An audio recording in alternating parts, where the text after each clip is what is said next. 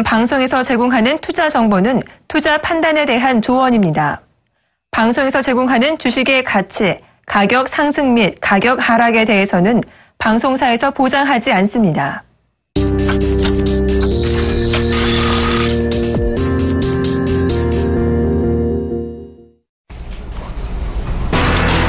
미국 노동부는 지난달 비농업 부문 신규 취업자 수가 28만 명 증가했다고 발표했습니다. 이는 직전월 수정치 기록인 25만 5천 명 증가는 물론 전망치였던 22만 5천 명 증가도 크게 웃돈 결과였습니다. 특히 지난해 12월 이후 가장 높은 증가폭을 기록했으며 지난해 월 평균은 26만 명 증가도 가볍게 뛰어넘었습니다. 구직자들은 늘면서 실업률은 5.4에서 5.5%로 소폭 상승했습니다. 윌리엄 더들리 뉴욕 연방준비은행 총재는 올해 안에 금리를 인상할 가능성이 크다고 언급했습니다. 더들리 총재는 올해 말쯤 통화정책을 정상화하기 적절한 상황이 올 것으로 생각한다고 언급했습니다. 그는 연준의 금리 인상을 시작하면 금융시장이 요동칠 것을 예상한다면서도 인플레이션이 연준의 목표치인 2%에 도달할 것이라는 자신감이 있다고 말했습니다. 석유 수출국 기구 오펙은 하루 3천만 배럴에 달하는 산유량을 향후 최소 6개월간 유지키로 결정했습니다. 오펙 12개 회원국들은 오스트리아 빈에서 열린 정례회의에서 산유량 동결에 합의했습니다. 세계 최대 산유 국가인 사우디아라비아의 석유 장관은 회의를 마치며 생산량 상한선을 종전대로 유지하기로 했다고 발표했습니다. 하지만 유가는 미국의 원유 시추 시설이 26주 연속 감소했다는 소식에 막판 급등했습니다. 뉴욕 상업거래소에서 서부 텍사스산 원유 가격은 전날보다 배럴당 1.13달러 2% 급등한 59.13달러에 마쳤습니다. 그리스와 국제채권단 간 구제금리 협상이 막바지 난항을 겪으며 갈등 양상을 보이고 있습니다. 독일에서 열리는 주요 7개국 정상회의에 참석한 장클로드 융커 유럽연합 집행위원장은 알렉시스 치프라스 그리스 총리가 최소한의 규칙도 지키지 않았다고 비판했습니다. 융커 위원장은 치프라스 총리가 지난 4일까지 채권단의 협상안에 대해 대안을 내놓기로 했지만 약속을 지키지 않았다고 말했습니다. 치프라스 총리는 앞서 의회 협상 진행 상황을 보고하면서 채권단의 터무니없는 제안을 수정하고 채무 재조정을 포함하지 않으면 협상을 거부하겠다고 밝힌 바 있습니다.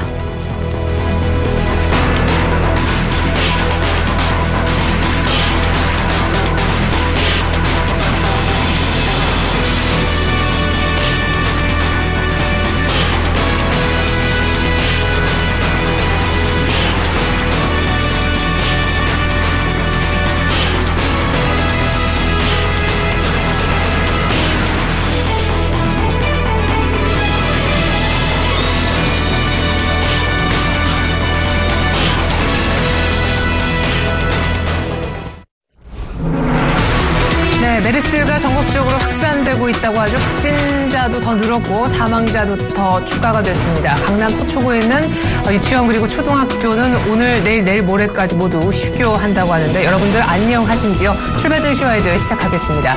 주말에 나온 미국의 고용 지표가 상당히 좋았습니다. 5월 달에 신규 고용 일자리 수가 28만 개 이상 늘어났다고 하는데요. 예상은 22만 5천 개 정도 증가가 아니겠느냐 했었는데 훨씬 더 많이 증가한 것을 볼 수가 있었습니다. 월간 상승폭으로는 올해 들어 거의 최대 폭이고요. 작년에 매달 한 26만 명 정도가 새 일자리를 얻었던 것을 감안해보면 이것 또한 훨씬 가볍게 뛰어넘는 모습을 보여줬습니다. 고용지표 호조에 시장이 크게 많이 급등하는 그런 패턴을 이제는 볼 수가 없죠.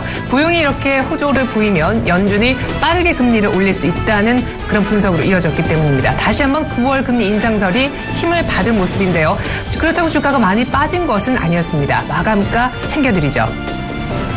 결국 미국의 9월 금리 인상설은 국채 수익률의 상승으로 이어지면서 주가는 혼조세로 그냥 지지부진하게 흐르는 그런 모습 아쉽게 보여줬습니다. 다우지수가 한 0.3% 정도 조정을 보였고요. 나스닥은 상대적으로 역시 견조했고 S&P 500은 0.1% 정도 빠졌습니다.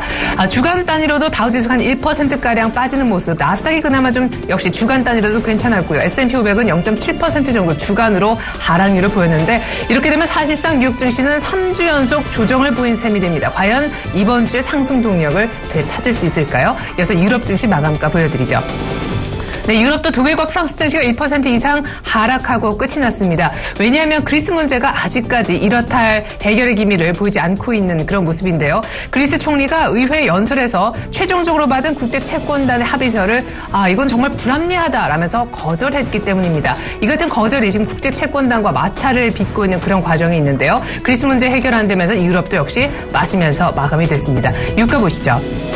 WTI가 59불의 배럴당 회복했습니다. 오펙 회의가 있었는데요. 시장이 주목을 끌었지만 결과는 예상에 부합하면서 특별한 뉴스는 없었습니다. 하루 3천만 배럴에 달하는 산유량을 현 그대로 6개월간 동결에 유지하기로 했다라면서 감산 조치를 끝끝내 발표하지 않았었는데요. 예상에 부합했습니다. 유가는 그렇지만 크게 빠지지 않았는데요. 공급 우려에도 불구하고 WTI가 견조했던 이유는 미국의 원유 수출 시설이 지금 계속해서 몇 주 연속 감소했다는 소식이 그나마 있었기 때문입니다. 미국이 이렇게 고용지표가 좋게 나오면서 달러화가 강세로 돌았는데요. N달러는 125엔대까지 올라왔습니다. 이번 주 금통일을 앞두고 있는 상황에서 N처가 미국의 고용지표 개선으로 더 가파르게 진행되고 있어서 오늘 외환시장의 움직임이 상당히 주목됩니다. 메르스 우려가 여전한 가운데 그래도 외국인들이 떠나지 않고 있는 시장은 긍정적이라는 평가가 있는데요. 과연 오늘 어떤 모습 보여줄지 외국인의 수급도 궁금해지네요. 중국의 상해종합지수가 지난주 마지막 거래 기준으로 2008년 초 이후 7년 만에 처음으로 5,000선을 돌파했다고 합니다. 중국 부럽네요. 추별 증시 와이드 시작합니다.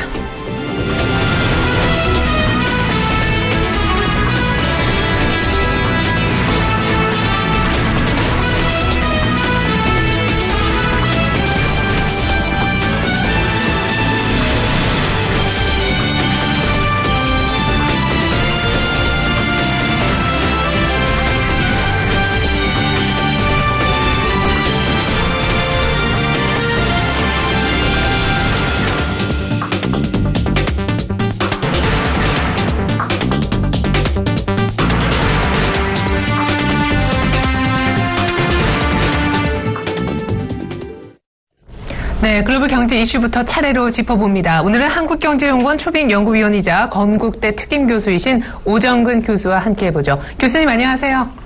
네, 안녕하세요. 네, 미국의 5월 신규 고용이 나왔는데 28만 명이 새로운 일자리를 찾았다고 합니다. 예상치는 한 22만 명 살짝 웃도는 정도였는데 엄청 잘 나온 거네요. 네, 그렇습니다. 이제 고용 지표가 굉장히 잘 나왔어요. 역시 작년처럼 1분기를 벗어나면서 고용 지표가 이제 4월, 5월 아주 좋게 나오고 있습니다. 그래서 미국 경제가 역시 1분기에는 굉장히 좀 소프트 패치 현상까지 갔지만은 역시 2분기들에 좀 탄력을 받는 것이 아니냐. 역시 미국 경제는 여러 가지 달러가 고평가되면서 좀 수출 증가율이 둔화되고 있지만은 여전히 좀 탄력을 받고 있다 이렇게 보여집니다.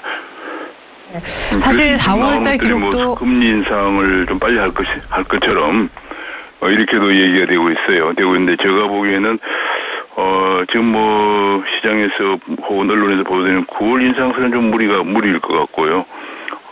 지난번에 이제 금년 중에 언젠가는 금리 인상을 시작할 것이다 이런 얘기를 했기 때문에 제 생각으로는 여전히 고용지표가 좋긴 하지만은 금년에 남아 있는 게 이제 9월, 10월, 12월 이렇게 볼 수가 있는데 한 10월이나 12월 정도 가야 되지 않을까 싶고요. 최근에 또 한 가지 변수가 IMF 총재는 금년에 해서는 안 된다.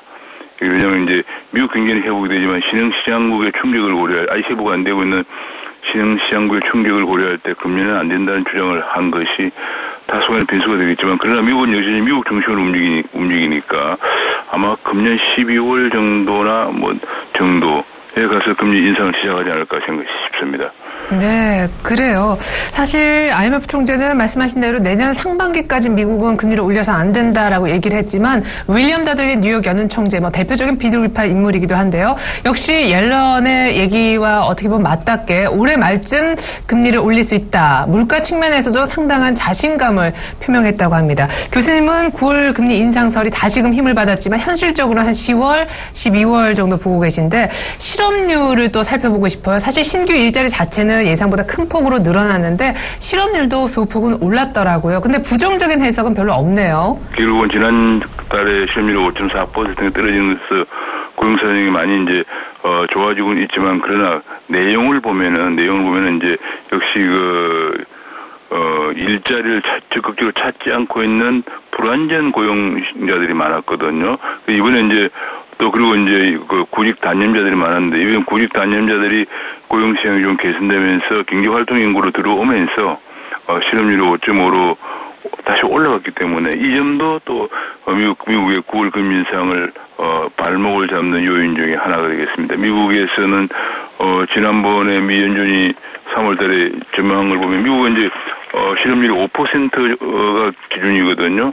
근데 그 2016년도에 이제 달성될 걸로 보고 그 PCE 그 물가 소재 핵심 물가 지수가 2%가 기준인데 이것이 2017년에 달성될 걸로 전망을 했거든요.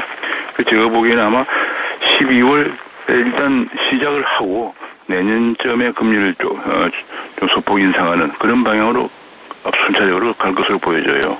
예, 사실 어느 정도만 개선세를 보였으면 괜찮은데 전문가들은 이 신규 고용의 늘어난 폭이 상당하다고 보는 것 같습니다. 사실 4월 달에 신규 일자리 숫자도 22만 명대에 있다가 이것이 25만 명 이상 증가로 수정이 되었고 5월 달 신규 고용도 예상치를 크게 뛰어넘는 올 들어 월간으로 최대 상승폭인 28만 명을 지금 찍은 상황인데 이번 주에 물가와 관련된 지표들도 쏟아진다면서요? 네, 그렇습니다. 이번 주에 이제 여러 가지 지표들이 많이 쏟아지고 있습니다. 지금 특히 이제 11일 날 이제 소매 판매 지수라든지 혹은 소비자 미시간 대학 소비자 신뢰 지수 이런 것들이 이제 나오면서 좀 더 이제 미국은 소비가 GDP의 약 70%를 차지하기 때문에 좀 더 소비가 미국 경제가 견고하게 회복될 것인가 하는 그런 것을 우리가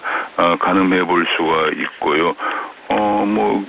제 생각으로 하면 그것이 좀 또 이제 하나의 금리 인상을 언제쯤 할 것이냐. 또 그게 나오면 또 여러 가지 좀 논란이 많이 있을 것으로 보이고 또 12일 날은 또 PPI 한국말로는 도매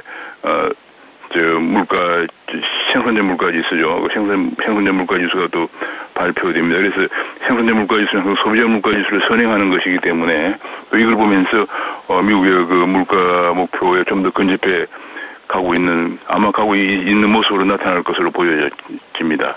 그래요. 고용이 좋아지면서 사람들이 지갑을 열어서 돈을 많이 쓰고 이것이 물가를 자극하면은 또 금리 인상설이 또 한 번 힘을 받을 수 있겠죠. 교수님께 여쭤보고 싶은 것은 이렇게 4월 달의 고용도 사실 좋은 것으로 수정이 됐고 5월 달 신규 고용이 매우 좋았는데 앞으로 물가까지 조금 뛰는 모습을 보여준다면 그때 혹시 한 10월, 12월 정도 미국이 금리를 올릴 거다 지금 예측하고 계신데 시기를 좀 앞당기실 생각도 있으신가요? 지금 이제 미국이 제가 보기에는 미국의 그 열린의 성향이 굉장히 조심스러운 비둘기파이기 때문에 제가 보기에는 아마 9월 인상이 어렵지 않을까 싶어요. 여러 가지 시장에서 자꾸 9월 인상이 좀 어려울 것으로 보여져요. 지금 그래도 아마 10월 정도 가지 않을까. 미국은 이제 공식적으로 자기들이 미 연준이 발표하는 경제 전망에 의존하는데 이 경제 전망이 수정되지 않는 한 아마 빨라야 10월 정도 가지 않을까 생각을 하고 있습니다. 옐런 의장이 상당히 조심스러운 성향까지 감안했을 때도 9월 달 금리 인상은 어렵겠다라고 얘기해 주셨습니다. 하지만 연내에는 하겠죠. 오펙의 정례회의 결과 얘기 좀 해보죠. 사실 생산량에 대한 감사는 없을 거다라고 했는데 역시 예상대로 유지 결정을 내렸던데요. 네, 그렇습니다. 이게 왜냐하면은 이제 지금 미국과 오펙 간의 이제 일종의 석유 시장 수요를 두고 이런 치킨 게임을 하고 있는 건데 지금 제가 보기에는 최근에 다소 유가가 좀 반등을 했는데 지금 달러화가 강세를 보이면서 언제나 달러화와 유가는 반대입니다. 왜냐하면 달러화 강세를 보이면 원자재 시장에 있는 돈들이 달러 시장으로 옮겨가기 때문에 그래서 이제 유가가 좀 떨어지고 있어요. 떨어지고 있는데 그럼에도 불구하고 감산을 하지를 않았습니다. 이게 이제 감산을 하지 않는 것이 여러 가지 이유가 있겠지만은 중동 지역 특히 최대 산유국인 사우디 지역에 실업률이 약 30%까지 달한다고 합니다. 그래서 역시 감산을 할 경우에 사우디 노동시장에 미치는 충격이 크고 그래서 그리고 이제 일단 시장 수요를 확보해야겠다 하는 그런 전략 때문에 결국은 감산을 하지 않고 유지하기로 했기 때문에 유가는 당분간 좀 약세를 보일 걸로 보여지고 이거는 이제 또 미국의 전략과도 부합한다고 보여집니다. 왜냐하면 유가가 현재 약 한 58배를 WTI 기준으로 58달러 정도 배럴당 가고 있는데 이것이 지금 또 다른 전략 측면에서 중동과 미국이 쟁취하는 측면도 있지만은 미국이 유가를 통해서 러시아, 우크라이나 사태를 두고 우크라이나에서 분쟁을 일으키는 러시아를 압박하는 그런 영역인데, 왜냐하면 러시아는 재정의 거의 3분의 2 정도를 석유 판매 수입에 의존하고 있기 때문에. 근데 제가 얼마 전 분석을 해보니까 유가가 약 $60 밑으로 떨어지면은 러시아가 상당히 재정 압박을 받게 돼요. 그래서 아마 지금 이 선에서 미국도 이 선 이하에서 유지되는 것을 전략적으로 또 추구하고 있고 하기 때문에 지금껏 아마 수입 가격이 오페크가 감산을 하지 않고 또 미국의 전략도 그렇고 해서 앞으로 다소 또 달러와도 강세가 되면서 다소 약세를 좀 더 갈 것으로 이렇게 보여집니다. 예. 근데 재밌는 부분은 사실 오펙 사무총장도 당분간 뭐 WTI 100불 이런 시대는 보지 못할 거다라고 얘기하긴 했는데 국제 유가는 간밤에 2% 정도 급등했다라고요. 물론 그래도 교수님이 말씀하신 배럴당 60불을 넘어서지 못했는데 결국 공급 과잉이라는 큰 이슈가 있기 때문에 이 정도 수준에서 정체가 될까요? 그렇습니다. 제가 보기에는 아마 지금 이게 배럴당 $60가 굉장히 아주 마의 선인데요. 미국에서 $60 밑으로 떨어지면은 미국의 시일가스 시추공들이 생산성이 낮은 시추공들이 폐업을 할 수밖에 없거든요. 그래서 이게 너무 낮아도 또 안 돼요. 너무 낮아도 안 되고, 그래서 너무 낮아도 또 미국 경제 에너지 부분에 타격을 주기 때문에 제가 보기에는 $60 안팎선에서 당분간 등락을 보이는 그런 현상을 보이다가 아마 제 생각으로는 달러화가 미국 금리를 올릴 점에 이것도 큰 변수인데 원자재 시장에도 충격을 주는데 올릴 점에는 좀 더 떨어질 가능성이 있습니다. 왜냐하면 달러 강세 금리를 올린다는 어느 정도 모든 지표가 예상이 되고 이제 지금은 약간 그 고용지표 이런 것 때문에 약간 논쟁이 있는데 거의 확실시 이제 금리 인상이 될 경우에는 자금들이 달러 시장으로 옮겨가면서 원유 가격이 이보다 더 떨어질 가능성이 있습니다. 예, 60불이 그나마 마진 우선인데 이것도 향후에는 지키지 못하는 금리 인상 계기로 그렇게 될 수 있겠네요. 그리스는 아직까지 해결이 안 되고 있습니다. 교수님하고 그리스 얘기한 지도 정말 몇 달째가 되는 것 같은데 그리스 총리가 의회 연설에서 굉장히 공식적인 자리인데 국제채권단이 제시한 이 합의안을 거부하겠다, 굉장히 불합리하다라고 얘기를 했다고 해요. 여기에 대해서 장 클로드 융커 EU 집행위원장이 상당히 불쾌함을 지금 표시했다고 하는데 역시 채권단하고 그리스하고 지금 접전이네요. 제가 이제 누차 얘기했지만 이 그리스는 막판까지 간다 생각을 했었거든요. 저도요. 6월 30일이 막판인데 6월 30일 날 제가 보기에는 하루 이틀 전에 벼랑 끝까지 갈 거다. 이게 이제 기싸움에서 누가 이기느냐인데 72억 유로를 그리스가 유리한 좀 탕감이라도 받아낼 거냐, 아니면 채권단 쪽에서 이미 1,100억 유로를 탕감해 줬기 때문에 더 이상 탕감은 안 되고 이제는 우량 자산 매각이라든지 구조조정밖에는 없다. 이런 압력을 계속 가하고 있는 상황이고 그리스는 정말로 우리가 유로존이라도 탈퇴한다든지 아니면 보도가 나면 너희도 피해가 있지 않느냐. 그만큼은 이제 우리한테 줄여달라. 이런 이제 막판 배량 끌고 가기 때문에 이거는 거의 6월 30일이나 6월 19일 하루 이틀 전에 타격을 볼 수밖에 없는 그야말로 그런 상황이라는 것을 다시 한번 보여준 것이라고 보여집니다. 네.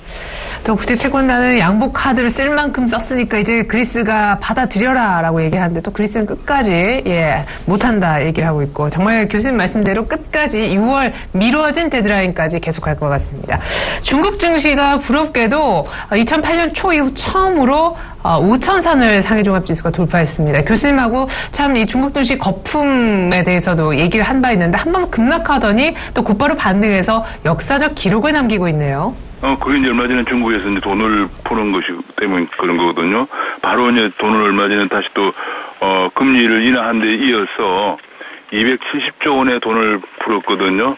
중국이 지금 이제 1분기 성장률 7%가 나오면서 2, 3, 4분기는 그보다 더 낮게 나올 것이라고 되고 있기 때문에 금년에 7% 방어도 힘들다. 이렇게 되면 중국 경제가 그야말로 2, 3년 내 경착륙 가능성이 상당히 높아지고, 그렇게 되면서 돈을 더 이제 풀었어요. 그러니까 금리도 인하한 데서 돈도 더 풀기 때문에 바로 지난주에 돈을 270조 원이나 풀기로 했기 때문에 그것에 따른 유동성 랠리다 이렇게 보여집니다. 이것이 이제 얼마나 갈지 모르겠지만 실물 경제는 지금 부동산도 하락을 하고 있고 지금 과잉 투자 문제가 여전히 중국 발목을 잡고 있고 하기 때문에 제가 보기에는 이 유동성 장치, 중국은 지금 이걸 유지하기 위해서 돈을 풀고 또 뭐 이렇게 하기 때문에 제가 보기에는 뭐 좀 변동성이 상당히 높아질 것으로 보여집니다. 예. 이런 가운데 중국 A주가 사실상 내일 밤 미국 시각으로 내일이니까 우리 시각으로 이제 수요일 새벽 6시가 될 텐데요. MSCI 신흥지수에 편입될 수 있다라고 해서 우리 국내 증시에 외국인 자금이 빠져나갈 우려를 투자자들은 하고 있습니다. 영향은 그렇게 크지 않다 분석도 있는데 교수님의 생각은 어떠신지요? 그런데 이 뭐 영향이 있을 건 너무 당연합니다. 왜냐하면 이제 우리나라 그 주식시장이 MSCI에 역시 신흥국 시장으로 분류가 되어 있거든요. 되어 있기 때문에 이제 중국이 신흥시장으로 들어올 경우에 역시 지금 이제 한국 증시는 계속 박스권을 2, 3년째 만들고 있고요. 단기적으로는 지금 이제 외국인들이 지난 작년 한 10월 이후에 계속 들어온 돈들이 지금 보면은 거의 한 8조 원 정도 들어와가지고 지금, 주가 상승률, 한 원화가치 질상률 합하면, 평가 수익률이 13, 14% 나오고 있거든요. 제가 쭉 보면, 과거의 외국인들 보면은, 예컨대 2014년 2월부터 2014년 7월까지도 주가 상승기였는데, 그때 평가 수익률이 16%가 되면서 외국인들이 나가기 시작했거든요. 그래서 아직은 조금 더 여유가 있지만은 거의 외국인들이 이제 한국에서 지금 나갈까 어떨까 하면서 한국은행의 환율 정책을 지금 예의주시하고 있는 상황이에요. 이런 속에서 중국이 MSCI에 편입이 되고 중국은 계속 이렇게 돈도 풀어대고 이러니까 제가 보기에는 아마 중국 시장 이게 이제 뭐 중국 시장으로 자금이 옮겨갈 가능성이 일단은 뭐 적지는 않다 이렇게 보여집니다. 그래서 우리나라 주가가 다소 여러 가지로 지금 밀 수도 있고 뭐 수출도 안 되고 안 좋은데 주가가 다소 좀 어려운 상황이 될 가능성도 있다 보여집니다. 네, 무엇보다 미국의 고용지표가 또 잘 나와서 달러가 강세로 돌았고 엔화는 추가적으로 가치가 더 떨어졌는데 엔저 그리고 중국이 또 한 번 돈을 풀었는데 한은도 반드시 무슨 액션을 6월달 금통위에서는 보여줘야 된다. 목소리에 힘은 더 실릴 것 같습니다. 지금까지 한국경제연구위원 초빙연구위원이시자 건국대 특임교수이신 오정근 교수님과 함께 글로벌 경제 이슈 들여다봤습니다. 교수님 말씀 감사합니다. 네, 감사합니다.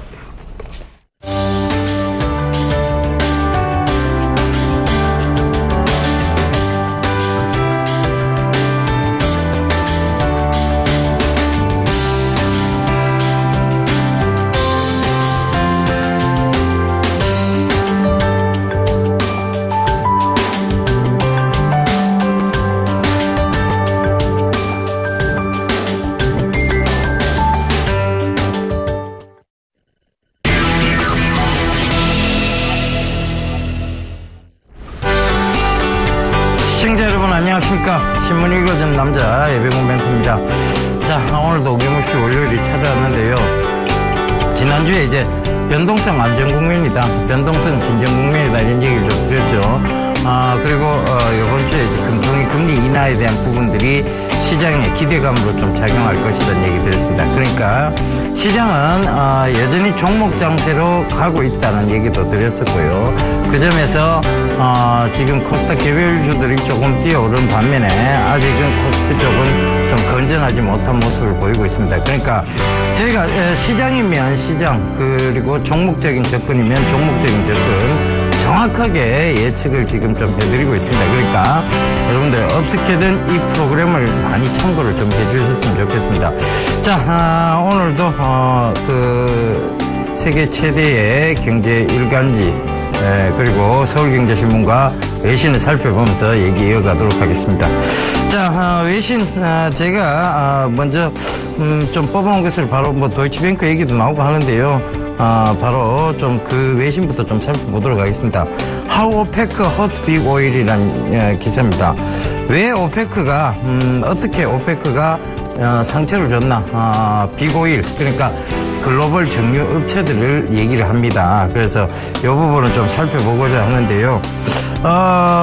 그러니까 이런 부분이에요. 그러니까 결과적으로는 지금 이 부분들이 미국이 석유 패권을 이 오페크하고 같이 나누려고 했던 거예요. 그러니까 미국이 갑자기 WTI 서부 텍사스산 중진류를 수출하기 시작했죠. 그 부분하고 그다음에 셰일유를 생산하기 시작했습니다. 그러면서 이런 부분들이 오페크하고 경쟁체제, 그러니까 석유 생산국 주요 회의에서 가격이 결정되어지는 것이 아니라 미국도 이제 가격 결정에 대한 부분들이 참가가 되기 때문에 이 패권이 나누어진다는 측면에서 본인들이 그 부분에 대해서 그 석유 생산량을 감산을 안 했던 거예요. 그러니까 지금도 그들은 석유 생산량을 감산할 의지가 없어 보입니다. 오페크가 최근에 이제 얘기를 했죠.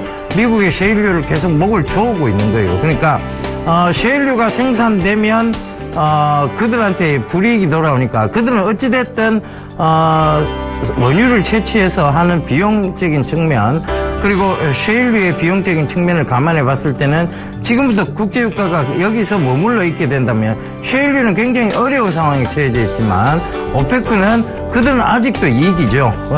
땅에서 바로 파내는 방식을 이용하기 때문에 그렇습니다. 그래서 그런 부분들이죠. 결국은 미국하고 패권을 같이 하기 싫다는 얘기고, 두 번째는 이제 이 수압 파쇄법이라고 하는 게 있어요. 이 원유를 채취하는 데 있어서 이 수압 파쇄법이 셰일 오일 쪽에 해당되는 얘기예요. 그러니까 이 수압 파쇄법 때문이라도 오페크가 가격 올리면 미국의 셰일유는 언제든지 고개를 들고 이 수압 파쇄법으로 또 석유 오페크와 이제 경쟁 체제, 그러니까 패권을 미국하고 오페크하고 양분해가 지고 있게 된다는 얘기죠. 그래, 그 부분 때문이에요, 결국은. 그래서, 사실은 이제 이런 기사들이 대다수 이제 우리가 어떻게 해석해야 되느냐에 대한 부분입니다.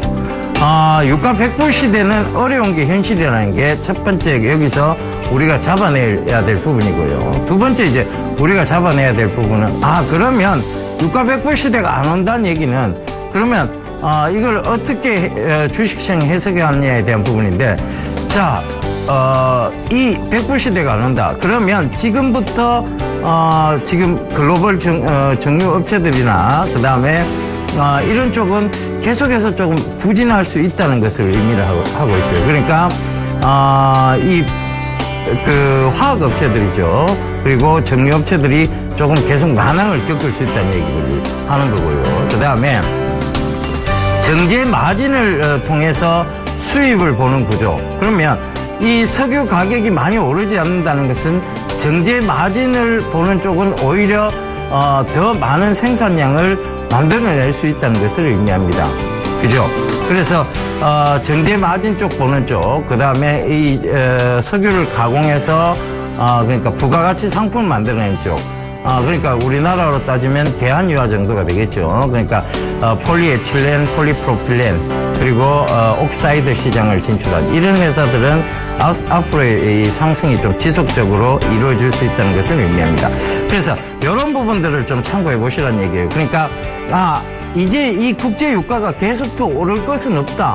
그렇다면 여기서 정유업체를, 우리가 지금 많이 빠진 정유업체를 선택할 것이냐, 아니란 얘기죠. 그 다음에 또 두 번째, 그러면 이 정유업체가 아니면, 자, 그러면 화학업체를 선택할 것이냐, 그나마 정유업체보다 낫다는 얘기입니다.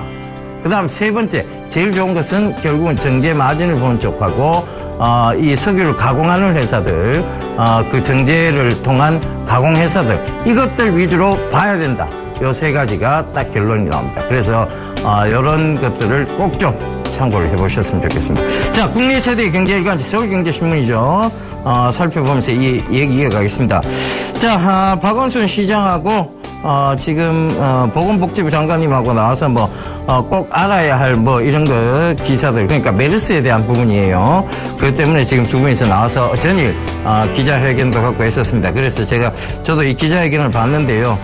정부가 너무 과하게 움직일 필요도 없습니다. 자, 메르스 바이러스는요, 결국은 코로나 바이러스의 변종입니다. 이 코로나 바이러스라는 것은 결국 예전에 사스도 이 코로나 바이러스의 변종이에요.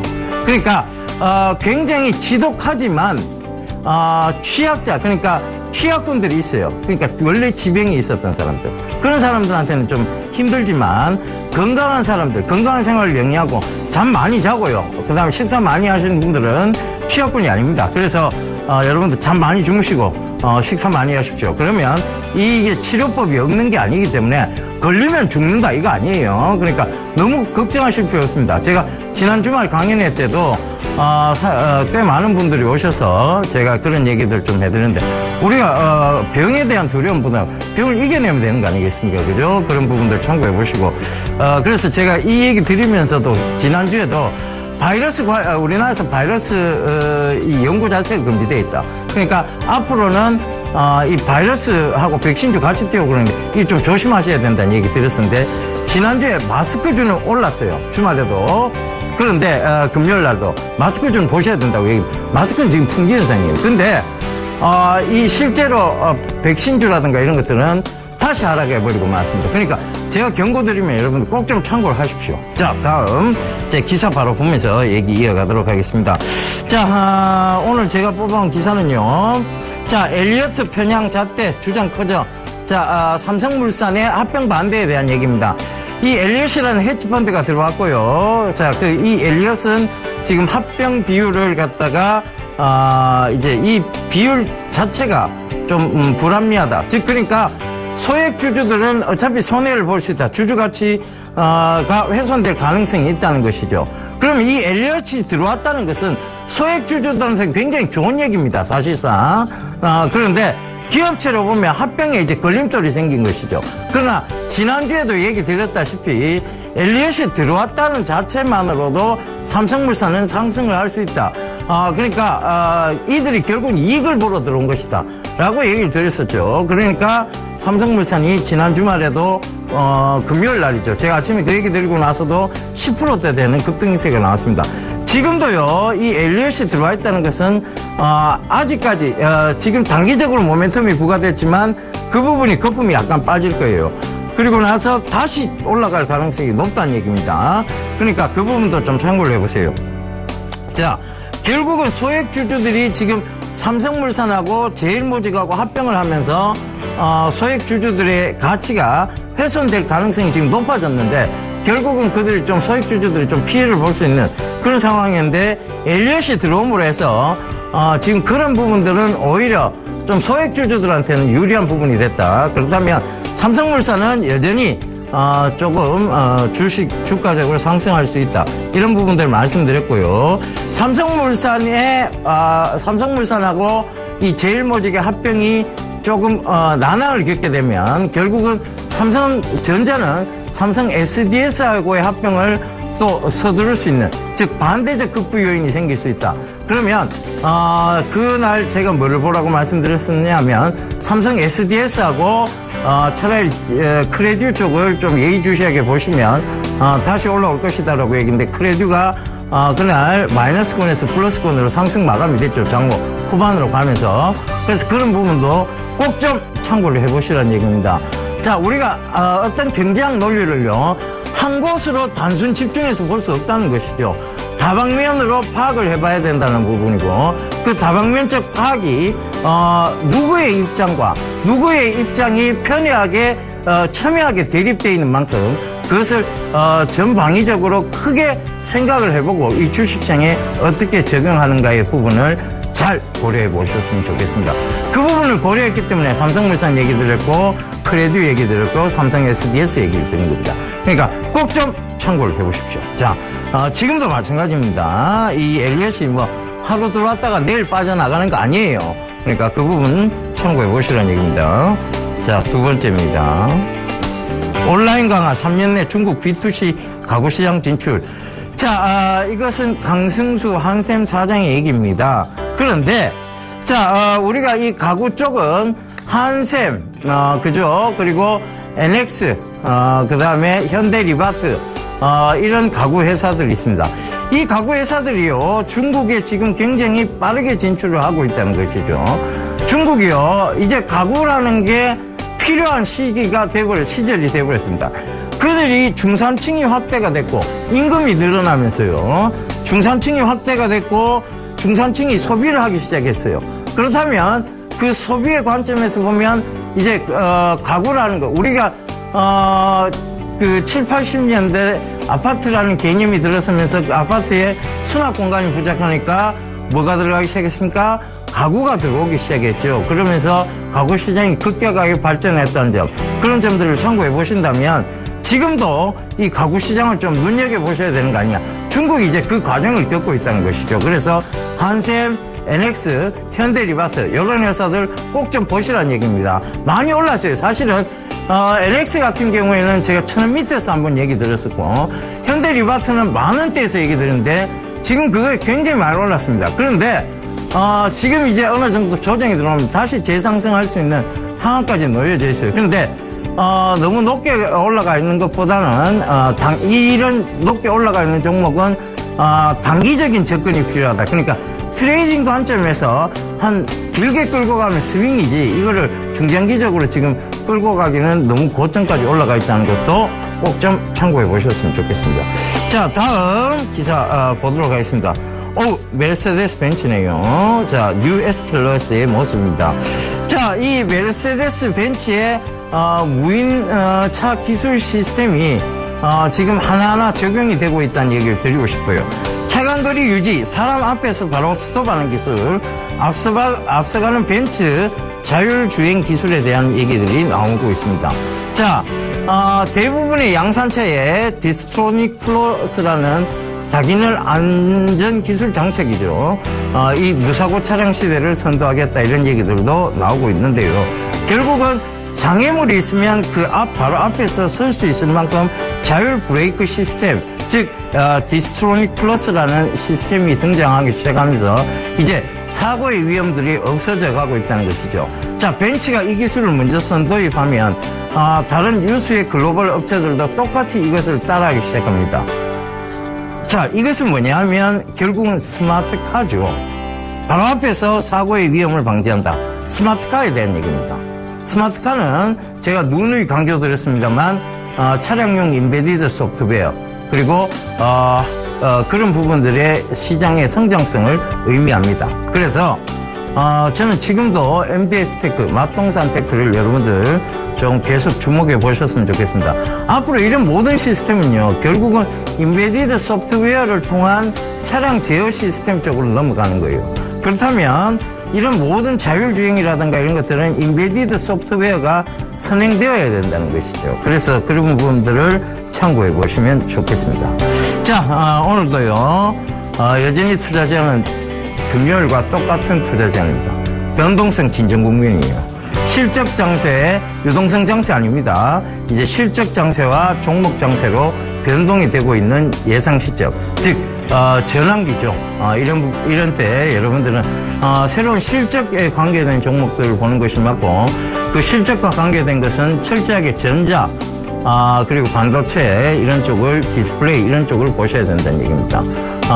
그런 회사들 중에 실적이 나오면서도 저평가되어 있는 회사들 많이 찾아보시면 결국은 그것이 하반기를 이끌 가능성, 새로운 주도주군과 새로운 대장주를 형성하면서 올라올 가능성이 높다는 거 다시 한번 참고를 하시고요. 자, 저는 오늘은 이렇게 물러가고요. 내일 다시 인사드리도록 하겠습니다. 감사합니다. 예병군이었습니다.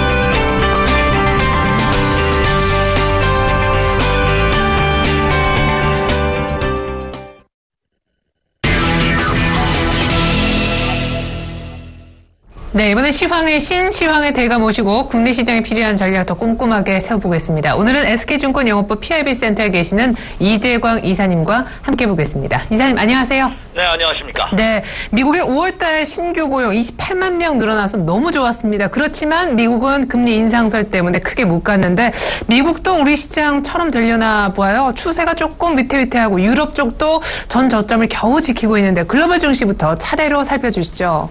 네, 안녕하세요. 자, 제가 매주 화요일날 여러분을 찾아뵙는데 오늘은 월요일날 여러분을 찾아뵙습니다. 그만큼 금주가 굉장히 중요한 주간이기 때문에 제가 한번 부탁을 드렸어요. 지금 오늘 이제 한 주간을 시작하는 월요일장입니다. 더군다나 둘째 주는요. 매달 두 번째 주는 국내 시장에서도 옵션 만기가 있고 선물 만기가 있고 금통위가 열립니다. 근데 이 3회 배수일 달의 두 번째 주는 이 6월이죠. 쿼드러블 위칭 데이가 열립니다. 더군다나 자 금주는 국내외적으로도 굵직굵직한 이슈들이 굉장히 많이 놓여졌습니다. 이미 제가 지난 이 시간을 통해서도 여러분에게 전략을 내드리면서 굉장히 중요한 한 주가 금주까지 이어질 가능성이 높다는 말씀을 드렸는데요. 금주는 좀 더 면밀한 그리고 세심한 검토와 분석이 요구되고 있지 않나 생각이 됩니다. 자, 전 세계 시장도 지금 양분되어 있습니다. 더 간다는 세력하고 더 가지 않는다는 세력하고 그것은 항상 주시장이 열리는 때마다 호재성 재료와 악재성 재료가 공존한다는 말씀 드린 바와 같이 항상 양분되죠. 더 간다는 사람이고 이제 못 간다는 사람이 있습니다. 자, 주식시장도 마찬가지죠. 해외 증시도 딱 양분된 그런 모습을 보여주고 있습니다. 다시 말씀드려서 미국 시장 내에서도 다우존스 공업지수와 나스닥 시장은 또 차별화된 그런 모습을 보여주고 있습니다. 다우존스 공업지수는 이미 추세가 이탈될 가능성을 내비치면서 추가 조정의 가능성이 큰 그런 모습을 보이고 있는 반면에 나스닥 시장은 또 반대입니다. 자, 말씀해 주신 바와 같이 미국 지난주에 고용지표 아주 긍정적으로 나왔습니다. 자, 근데 참 무섭습니다. 주시장. 그래서 어려워요. 왜? 통상적으로 고용지표가 긍정적으로 나온다는 것은 미국 경제, 미국 경기가 좋다는 얘기거든요. 그럼 대부분 이것은 주시장의 호재입니다. 근데 최근에는 이 경기 지표들이 좋게 긍정적으로 나온다면 미국 시장에는 악재를 작용합니다. 그것은 뭡니까? 미국 금리 인상의 가능성이 한층 더 높아지고 있기 때문이다 하는 분석이 나오면서 오히려 그것을 악재를 작용하는 경우가 많습니다. 지난주도 마찬가지죠. 미국 증시가 조정을 받았습니다. 미국 금리 인상 가능성이 더 높아지면서 조정을 받았고 또 여기다가 그리스 사태. 그리스가 6월 달에 그 IMF로부터한테 그 채무를 상환을 해야 됩니다. 근데 연기를 해버려서 이달 말에 일괄 상환하겠다. 그로 인해서 그리스 사태가 다시 악화일로를 걷는다 하는 불안감이 뉴욕 증시를 하락시키는 그런 모습을 보였습니다. 이 사태가 그러니까 미국 시장도 금리 인상의 여부 그리고 그리스 사태가 해결될 때까지는 소강면을 보일 가능성이 높지 않을까 이렇게 생각이 됩니다. 자, 미국 다우존스 공업지수 일봉 차트 한번 띄워주시죠. 미국 다우존스 공업지수 일봉 차트의 모습을 보면 아직 추세가 이탈됐다고 볼 수는 없습니다. 제가 여러분에게 제시해드리는 지지선은 11,840포인트입니다. 근데 지난주 종가가 17,849포인트입니다. 9포인트 남았어요. 그러니까 의미가 없죠. 그러니까 미국 증시도 오늘 밤에 열리는 뉴욕 증시가 음봉을 실현하느냐 양봉을 실현하느냐에 따라서 변화될 가능성이 높은데 설사 추세선은 이탈되지 않았다 하더라도 미국 다우존스 공업지수는 그렇죠. 탄력도가 현격하게 둔화된 모습입니다. 급락 하락 연속 하락에 따른 반등은 있지만 이 반등에 다시 하락할 가능성은 없습니다. 다시 말씀드려서 미국도 다우존스 공업지수는 추가 이탈될 가능성이 높다 이렇게 말씀을 드립니다. 그리고 독일 닥스지수 한번 보여주십시오. 독일 시장의 모습을 보면은요. 독일 닥스지수도 어때요? 예, 추세 이탈입니다.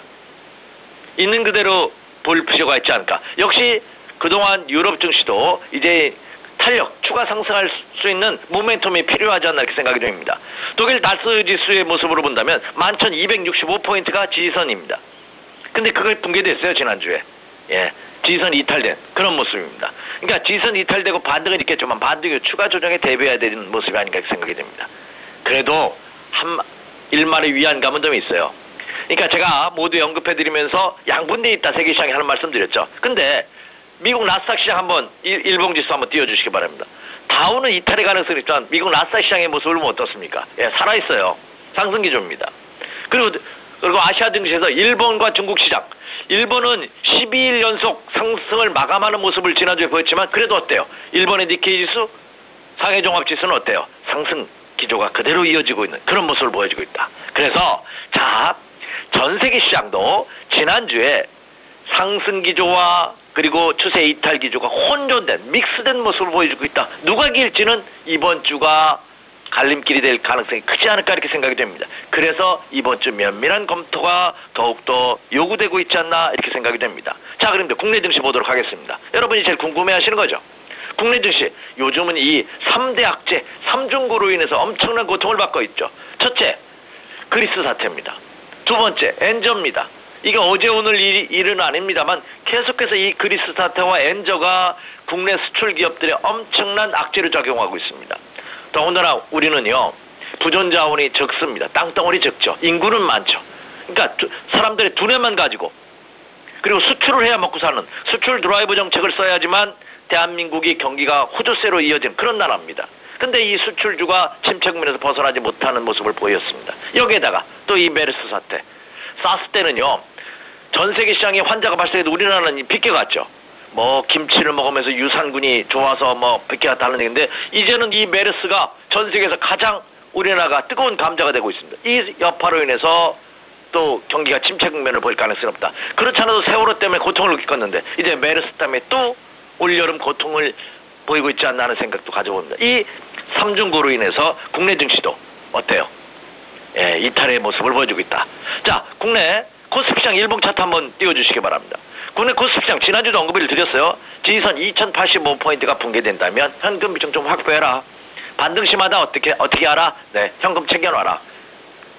지난 목요일장, 금요일장에서 반등을 줬습니다만 결국은 고점 대비 밀리는, 윗꼬리를 계속 달아주는, 그렇게 썩 긍정적이지만은 않은 그런 모습입니다.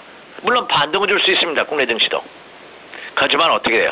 예, 반등 이후에는 다시 조정의 가능성이 높는 그런 모습을 보여주고 있지 않나 생각이 됩니다. 물론 국내 증시도 제가 보여드리지는 시간 관계상 않습니다만 국내 증시도 코스피 시장에 보여서는 코스닥 시장의 견고한 모습입니다. 그죠? 코스닥 시장은 아직 상승 기조가 살아있어요. 그럼 해답은 나왔네요. 제가 잠시 후에 투자 전략을 다시 한번 언급해드리겠습니다만 지금 해답은 나와 있는 전 세계 시장의 모습을 보면은 한쪽은 추세 이탈이라든지 저점 붕괴 가능성이 있고 한쪽은 상승 기조가 유지되고 있는 상승과 하락이 믹싱된 혼조된 그런 어려운 시장이 금주도 예상되고 있다. 이렇게 말씀을 드립니다. 예, 말씀해 주신 앞서 3중고 때문에 투자 심리가 이래저래 복합적으로 상당히 위축되어 있는 그런 국면인데 얘기해 주신 대로 6월 둘째 주 국내 이벤트도 주 후반 들어 더 밀집이 되어 있는 그런 모습입니다. 반등을 해도 약한 그런 모습이지만 코스닥은 상대적으로 강해서 해답이 나왔다 하셨는데 코스닥 쪽에 매매하라는 얘기신가요? 전략 들어보겠습니다. 네, 아주 정확하게 짚어주셨네요. 코스닥 쪽으로 매매하라는 말씀을 제가 드리고 싶습니다. 그것은 뭐죠? 개별 종목을 중심으로 해라. 근데 큰 흐름, 코스피 시장의 추세가 꺾여 있는 모습을 보이고 있기 때문에 어때요? 단기 매매 전략이 필요하지 않나 생각이 됩니다. 자, 금주도 굵직굵직한 국내외 이슈가 있습니다. 첫째, 자, 현재 시간으로 9일, 우리나라 시간으로 10일입니다. 10일이면 어째? 수요일이죠. 수요일입니다. 수요일 날, 자, 중국 A시장, A주, 중국 A주가 MSCI, 모건 스테인리 캐피털 인터내셔널 이 지수의 편입 여부가 결정이 됩니다. 편입될 가능성이 굉장히 높죠. 자, 이로 인해서 국내 주식에 어느 정도의 파급 효과가 미치는지 이것도 말이 참 많습니다. 뭐 그 영향은 미비할 것이다. 뭐 당장 편입되는 것이 아니기 때문에 뭐 영향은 미비하다. 어떤 분은 한 5조 원대 정도 이탈을 국내 시장에서 이탈 가능성이 있다. 뭘 하면서 아직도 근데 뚜껑이 열어봐야겠지만 어쨌든 지금이 국내 시장도 견조한 상승 탄력도의 상승세가 지속되고 있으면 아무 문제가 없는데 지금도 국내 시장 굉장히 변동성이 심한 장세이기 때문에 한번 체크해봐야 되고요. 자, D-Day는 10일입니다. 금주 목요일 금통위가 열립니다.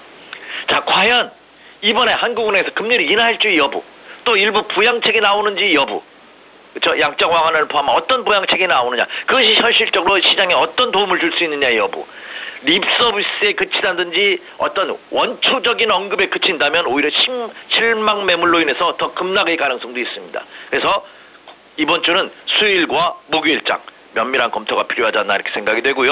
그리고 큰 시각으로서는 역시 그리스 사태와 미국 금리 인상 여부, 해외 증시 동향 면밀하게 살펴볼 필요가 있지 않나 이렇게 생각이 됩니다. 자, 그렇다면 투자 전략은 정해졌네요. 단기 급락을 이용한다든지 아니면 지금 장에서 추세가 살아있는 주주들을 중심으로 한 초단기 매매 전략이 요구되고 있다. 다시 말해서 지금은 바닥에 서서 끝까지 먹겠다는 전략이 아니라 중간만 짧게 먹고 빠지는 이런 매매 전략이 요구되고 있다. 근데 대다수의 초보 투자자분들 이것이 어렵습니다. 기조가 상승 기조 하에서도 수익을 내기가 어려우신 대다수의 우리 개미 투자자분들께서는 이런 장에서 어떻게 해요? 예, 열중샷 한 발 뒤로 물러나서 시장의 흐름을 지켜보는 관망하시는 전략도 굉장히 좋은 전략이다. 이렇게 말씀을 드립니다. 네. 이미 추세 이탈한 상황에서 변수 많기 때문에 손이 빠르지 않으신 분들은 계속해서 관망 전략을 유지해달라고 주문하셨습니다. 나는 매매 자신 있다 하시는 분들은 초단기 매매 정도만 유효한 장이라는 얘기 들어봤습니다. 지금까지 SK증권영업부 PIB센터 이재광 이사님의 분석 들어봤습니다. 이사님 잘 들었습니다. 네, 감사합니다.